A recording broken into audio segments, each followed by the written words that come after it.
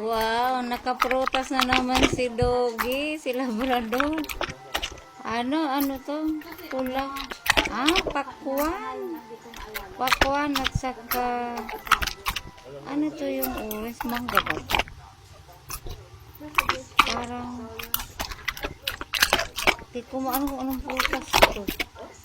Ito parang peach yata. Ito lang ko pakwan to eh. Hindi ko maano kung ano to. Isang prutas. Ito yung mangga, yung sa gilid kanina. Pakwan nga. Pinagulog lang yung pakwan. Talaga naman itong si Doggy. Sarap na sarap. Kala ko may tao.